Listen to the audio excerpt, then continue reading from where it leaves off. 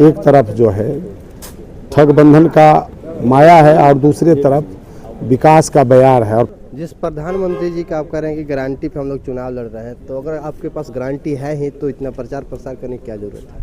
प्रधानमंत्री का ऐसा कोई गांव नहीं होगा, ऐसा कोई बूथ नहीं होगा जहां पर 200-400 लोग लाभार्थी नहीं होंगे प्रधानमंत्री का योजना का। मतलब जितने राजपूत के नेता हैं वो कहीं ना कहीं इस काराकाट में घूम रहे हैं, और चूंकि यहाँ अलायंस लड़ रही है, एनडीए समर्पित कुशवाहा जी लड़ रहे हैं, तो क्या वजह है कि इतना तो ससाराम में भीड़ नहीं है जितना काराकाट में भीड़ है? उपेंद्र कुशवाहा जी हमको बढ़ चढ़ करके गठबंधन किए, उनका लाभ हम लिए हैं तो हम भी उनको लाभ देंगे। जिस लाभ की बात कर रहे हैं वही औरंगाबाद में कहीं ना कहीं वो लाभ दिखता हुआ नहीं मिल रहा है। कुशवाहा वोटर्स खुल के अभय कुशवाहा की तरफ में वोट दिए हैं और वोट मांगे भी हैं, तो किस लाभ की बात कर रहे हैं? ये पवन सिंह ने चुनाव लड़ने के लिए सरेंडर मुद्रा में आ गए कि हम नहीं चुनाव लड़ेंगे।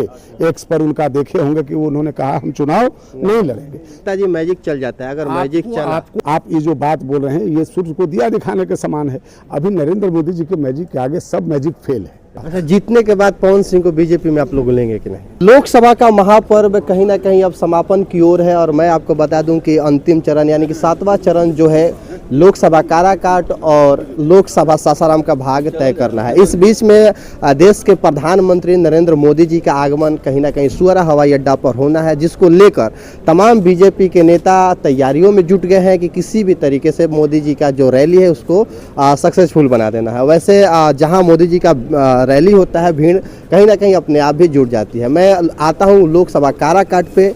काराकाट का जो भी स्थिति है कहीं ना कहीं तीन कोणीय बन चुका है। इसमें मेरे साथ धीरेन्द्र सिंह जी हैं जो प्रदेश के उपाध्यक्ष भाजपा के नेता हैं। आपका स्वागत है हमारे बिहार 24 में। धन्यवाद। आप ये बताइए कि जितने भी नेता हैं कहीं ना कहीं काराकाट में उपस्थित हो गए, क्या वजह है कि काराकाट की तरफ इतने नेताओं का जमावड़ा हो गया? पहले ऐसा नहीं होता था। देखिए, काराकाट चूँकि अंतिम फेज का चुनाव है, आपको लग रहा होगा कि जितने नेता हैं वो जमवाड़ा हो गया। हर जगह पर, सभी जगहों पर जहाँ जिस चरण में चुनाव हुआ, सभी जगहों पर सभी हमारे जो गठबंधन के नेता थे सब लोग उसमें आहुति दिए, उसमें सहभागिता निभाए पूरा जोर शोर से। और अंतिम चरण काराकाट है, तो अंतिम चरण में जब सब जगह का चुनाव संपन्न होते गया और सब जगह से जो बीजेपी का उत्साहवर्धन कार्यकर्ता आगे, जनता पीछे, जनता कार्यकर्ता पीछे और जनता आगे, जनता बढ़ चढ़ करके जो भागीदारी निभाई और जो चुनाव हुआ, अब हम लोग को ये चुनाव जो बच गया है लास्ट फेज में हम लोग का शाहाबाद और मगध का ये काराकाट और जहानाबाद बचता है। तो स्वाभाविक तौर पर हमारे जितने भी नेता हैं, जो भी उम्मीदवार थे, जो भी नेता थे जो अपने जगह पर फंसे हुए थे, वो स्वाभाविक तौर पर इस क्षेत्र में आएंगे और इस क्षेत्र में आएंगे तो उसका स्वाभाविक है कि जनता जिस तरह से आप बोल रहे थे, यहाँ त्रिकोणीय लड़ाई नहीं है, यहाँ सीधा सीधी लड़ाई है कि यहाँ पर ठग बंधन का एक तरफ जो है ठग बंधन का माया है और दूसरे तरफ विकास का बयार है और प्रधानमंत्री का विश्वास है। प्रधानमंत्री नरेंद्र मोदी जी का गारंटी पर चुनाव हम लोग लड़ रहे हैं, जनता हम लोगों को साथ है। जिस प्रधानमंत्री जी का आप कह रहे हैं कि गारंटी पे हम लोग चुनाव लड़ रहे हैं, तो अगर आपके पास गारंटी है ही तो इतना प्रचार प्रसार करने की क्या जरूरत है? ये आपको लगता है प्रचार प्रसार करने की ज़रूरत क्या पड़ती है? प्रचार प्रसार तो चुनाव पर्व में प्रचार प्रसार तो सब लोग अपनी बात जाकर कहता है। विपक्षी हम लोग जितना काम किए, जितना हम लोगों ने राहत पहुंचाई, कोरोना आया तो टीकाकरण किया, और उस समय से जो 5 किलो मुफ्त अनाज गरीब परिवार को, 80 करोड़ गरीब परिवार को प्रधानमंत्री जी जो दे रहे हैं, आज 70 वर्ष से अधिक आय उम्र वाले लोगों को सबको हेल्थ कार्ड इशू कर रहे हैं। तो ये बात, ये योजना वो नीचे तक पहुंचाना, ये बात कोई बेमानी है क्या? हम अगर हमारे नेता या हमारे कार्यकर्ता अगर जा करके उनको पहुंचा रहे हैं, जनधन खाता से जो जुड़े हैं, जिसको गैस का, हमारे इतने लाभार्थी हैं, प्रधानमंत्री का ऐसा कोई गांव नहीं होगा, ऐसा कोई बूथ नहीं होगा जहां पर 200-400 लोग लाभार्थी नहीं होंगे प्रधानमंत्री का योजना का। तो उसको बताना कि आपने प्रधानमंत्री नरेंद्र मोदी जी का संकल्पना था, अंत्योदय अंतिम पायदान के लोगों का जब तक उदय न हो तब तक हम विश्राम न करें। उसको ये बताना कि आपको लाभ पहुंचा क्या, कि आप बिचौलिया कहीं कोई गड़बड़ किया क्या, ये बताने के बीच हम लोग जा करके और पता लगाते हैं तो लगता है कि नहीं, अंदर में अति पिछड़ा समाज, दलित समाज के काम हुआ है। लेकिन पवन सिंह के आने के बाद काराकाट में लगभग सभी राजपूत के बड़े दिग्गज नेता काराकाट में आ गए हैं। कारण कि किसी भी तरीके से उपेंद्र कुशवाहा को हारने नहीं देना है। इसमें अगर मैं नाम ले लूँ, नीरज कुमार बबलू सिंह जी को ले लीजिए, गोपाल नारायण सिंह जी को ले लीजिए, फिर उनके सुपुत्र जो है त्रिविक्रम नारायण सिंह को ले लीजिए, नवनीता सिंह को ले लीजिए, संतोष सिंह को ले लीजिए, आलोक सिंह को ले लीजिए, राजनाथ सिंह जी को ले लीजिए। मतलब जितने राजपूत के नेता हैं वो कहीं ना कहीं इस काराकाट में घूम रहे हैं। और चूंकि यहाँ अलायंस लड़ रही है, एनडीए समर्पित कुशवाहा जी लड़ रहे हैं, तो क्या वजह है कि इतना तो ससाराम में भीड़ नहीं है जितना काराकाट में भीड़ है? अभी नीरज बबलू जी प्रधानमंत्री जी के कार्यक्रम के प्रभारी के रूप में, मंत्री के रूप में यहाँ पर आए। गोपाल नारायण जी यहीं के मूल निवासी हैं, ये भी आप जानते हैं। त्रिविक्रम नारायण जी प्रदेश के मंत्री हैं और क्लस्टर प्रभारी, अपने क्षेत्र का चुनाव हो गया है, यहाँ के वोटर भी हैं। राजनाथ जी हमारे राष्ट्रीय नेता हैं, संतोष जी मंत्री हैं। तो जो मंत्री हैं, जो नेता हैं, स्वाभाविक तौर पर वो कहाँ जाएंगे? उसकी राजद के प्रचार करेंगे क्या, या पवन सिंह के प्रचार करने का अपेक्षा रखते थे क्या? वो हमारे नेता हैं। प्रधानमंत्री जी का जो संदेश है वो जन जन में पहुंचाने का उनका स्वाभाविक मतलब उद्देश्य है और वो जाएंगे ही। और हम लोगों के बीच में जब इतनी सहभागिता है, उपेंद्र कुशवाहा जी हमको बढ़ चढ़ करके गठबंधन किए, उनका लाभ हम लिए हैं, तो हम भी उनको लाभ देंगे। जिस लाभ की बात कर रहे हैं वहीं औरंगाबाद में कहीं ना कहीं वो लाभ दिखता हुआ नहीं मिल रहा है। कुशवाहा वोटर्स खुल के अभय कुशवाहा की तरफ में वोट दिए हैं और वोट मांगे भी हैं। तो किस लाभ की बात कर रहे हैं? ये फिर आप वहीं पर आ रहे हैं, जातीय बात कर रहे हैं। कुशवाहा वोटर, कुशवाहा में तो हमारे नेता हैं, हमारे प्रदेश के अध्यक्ष उप मुख्यमंत्री हमारे आदरणीय सम्राट चौधरी जी हैं। ये कैसे तय कर लिए कि कुशवाहा वोट सब राजद में टूट करके चला गया, कुशवाहा वोट हमको नहीं दिया?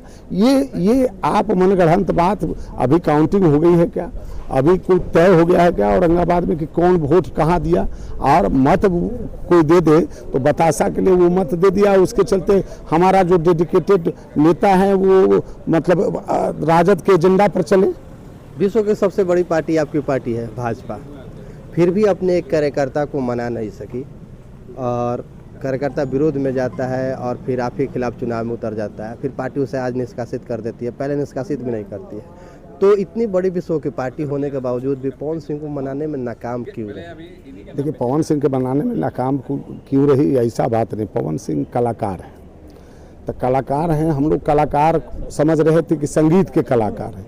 वास्तविक कलाकार, राजनीति करने वाले ऐसे कलाकार, ऐसे छद्मरूपी उनका स्वभाव को भारतीय जनता पार्टी नहीं भाप नहीं पाए। बनाने के लिए हम लोगों ने कहा कि अगर पार्टी का अगर कार्यकर्ता बन करके आप पार्टी में शामिल हुए तो कार्यकर्ता बन करके रहना चाहते हैं तो आप समर्थन कीजिए। हमारा जो प्रधानमंत्री जी या हमारा राष्ट्रीय नेतृत्व जो तय किया वही हमारा नेता है, वही हमारा गठबंधन है। और गठबंधन धर्म को भारतीय जनता पार्टी से ज़्यादा कोई पार्टी नहीं निभा सकता है। और पवन सिंह को आप देखे होंगे कि दंडात्मक कार्रवाई आज हो चुकी है, तो पवन सिंह आज हमारे बीच हमारे कार्यकर्ता नहीं हैं, हम गर्व से कह सकते हैं। बीजेपी में दिनेश लाल निरहुआ, रवि किसान, मनोज तिवारी, जैसे कंगना रनौत को रख लीजिए, हेमा मालिनी को रख लीजिए, सारे लोग कलाकार हैं। उन कलाकारों से बैर नहीं, फिर पवन सिंह से इतना नफरत क्यों कि वो कलाकार है, उनकी मानसा थी चुनाव लड़ेंगे, ऐसा छवि भाजपा को मतलब क्यों दिखाने की क्या जरूरत पड़ी? कि इस कलाकारों की तो लाइन लगी है बीजेपी में। यहाँ तक कि विधायक को रख लीजिए, विनय बिहारी जो संगीत लिखते हैं पवन सिंह के लिए, वो भी है, उनके गुरु भी हैं। तो फिर पवन सिंह से ही नफरत क्यों? तो पवन सिंह को इतना ज़्यादा पेशेंस खोने की आवश्यकता क्यों? पवन सिंह इतना ज़्यादा उतावला क्यों? अगर भारतीय जनता पार्टी में रहना था, भारतीय जनता पार्टी में सेवा करना था, भारतीय जनता पार्टी के साथ डेडिकेटेड हो करके रहना था, तो एक बार बतासा के लिए मंदिर तोड़ने की क्या आवश्यकता पड़ गई थी पवन सिंह जी को? पवन सिंह जी अगर भारतीय जनता पार्टी को पूछते तो ये कदम ही नहीं उठाते कि केंद्रीय नेतृत्व हमारा गठबंधन किया और उस गठबंधन को भारतीय जनता पार्टी के हम कार्यकर्ता हैं उसको तोड़े और भारतीय जनता पार्टी हमको सर पर बिठाए। ऐसा नहीं है। अगर निरहुआ है, उनका आचरण रहा है क्या? मनोज तिवारी ने कहा हमको टिकट मिलेगा अन्यथा ना मिलेगा, मैं कार्यकर्ता बन के दरी बिछा करके रहूँगा। मनोज तिवारी जी का स्टेटमेंट दिखेगा। लेकिन मनोज तिवारी जी को तो फर्स्ट में आए और आप टिकट भी दे देते हैं, दिल्ली के अध्यक्ष भी बना देते हैं, लेकिन पवन सिंह साथ हमको लग रहा है कहीं ना कहीं यहाँ पे तो फिर गलत हो गया। पवन सिंह को टिकट हम लोगों ने सम्मान के साथ हासिल से दिया था। पवन सिंह ने चुनाव लड़ने के लिए सरेंडर मुद्रा में आ गए कि हम नहीं चुनाव लड़ेंगे। एक्स पर उनका देखे होंगे कि उन्होंने कहा हम चुनाव नहीं लड़ेंगे। तो जब हमने टिकट दिया उसका अनादर किया, आप चुनाव नहीं लड़ा और फिर कह रहे हैं तो आपके अनुसार पार्टी चले, ये संभव हुई है? भारतीय जनता पार्टी जैसा विश्व की सबसे बड़ी पार्टी किसी व्यक्ति के अनुसार चलेगी क्या? अध्यक्ष जी, एक क्वेश्चन मेरा है, अगर हेमा मालिनी को हम लोग तमिलनाडु से टिकट दे देंगे और उन्हें वहाँ कोई जानता ही नहीं है, समझिए, निरहुआ को आप क्यों नहीं जाके आसनसोल से दे दिए? मनोज तिवारी को आप कर्नाटक से क्यों नहीं दिए?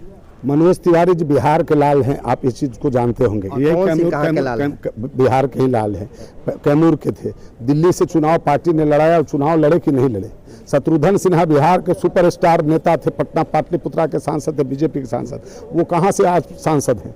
तो आप एक तरफ कहते हैं कि आप स्टार भी हैं और दूसरी तरफ कहते हैं कि हम भगजोगनी बन जाते हैं। ऐसा नहीं होता है। और पवन सिंह जी अगर भारतीय जनता पार्टी के तरफ से सच्चा प्यार करते, डेडिकेशन रहता, तो धैर्य के साथ इंतजार करते कि उनका कलाकार को सम्मान मिला कि नहीं मिला। भारतीय जनता पार्टी अगर उनको सम्मान के साथ शामिल किया था तो हमको इतना विश्वास जरूर है कि उनको भारतीय जनता पार्टी सम्मानित भी करता। अच्छा, जीतने के बाद पवन सिंह को बीजेपी में आप लोग लेंगे कि नहीं? अब जीतने की बात ही कहाँ है कि जीतने के बाद लेंगे कि नहीं? पवन सिंह जी कहीं स्थान में है ही नहीं चुनाव में, तो जीतने के बाद लेंगे कि नहीं? हारने के बाद क्या करेंगे पवन सिंह, ये हम ठिका ले रखे हैं। जीतेंगे कहीं लड़ाई में है नहीं। नेताजी मैजिक चल जाता है, अगर मैजिक चला, आपको लग रहा है मैजिक चल जाते, जनता नहीं समझ रहे हैं। अभी नरेंद्र मोदी जी का मैजिक चल रहा है। नरेंद्र मोदी जी के सामने सूर्य को जिस प्रकार के दिया दिखाने का जो काम होता है, वही काम आप ये जो बात बोल रहे हैं ये सूर्य को दिया दिखाने के समान है। अभी नरेंद्र मोदी जी के मैजिक के आगे सब मैजिक फेल है, इसलिए कोई मैजिक नहीं है। मैजिक एक है नरेंद्र मोदी जी, मैजिक एक है गठबंधन में हमारे नेता उपेंद्र कुशवाहा जी हैं, तो बस वही मैजिक है। जनता उसी के तरफ है और जनता को यहाँ के लोग जो क्षेत्रीय दल के लोग हैं वो जाति के सांचा में ढालना चाहते हैं। वो अभी जनता नहीं डाल रही। 4 तारीख की रिजल्ट आएगा, आपको समझ में आ जाएगा सभी जगह होगा। जब रिजल्ट आएगा उस समय आप ही कहिएगा कि जो जातीय सांचा बुना गया था वो सब ध्वस्त हो गया है। कोई न जाति जमात की राजनीति हो रही है। भारतीय जनता पार्टी जमात की राजनीति कर रही है। जैसा कि आप नेताजी से सुने कि कहीं ना कहीं पवन सिंह का जमानत जब्त हो जाएगा, ये वक्त बताएगा। 4 तारीख को पता चल जाएगा कि रायसीना की पहाड़ी पर कौन जाता है और कौन संसद भवन में बैठता है, कौन शपथ ग्रहण करता है। समय बहुत ही नज़दीक है और इस नज़दीकी समय में देखना ये होगा कि क्या उपेंद्र कुशवाहा अपनी साख बचा पाएंगे, कि राजा राम कुशवाहा जो हैं गठबंधन का इज्जत रख पाते हैं, या पवन सिंह का जो पावर है अपने भोजपुरी फैंस के साथ क्या पावर कायम रख पाते हैं या नहीं। आप देख रहे हैं बिहार 24 न्यूज़, मैं हूं आर्यन सिंह। आप देख रहे हैं बिहार 24 न्यूज़।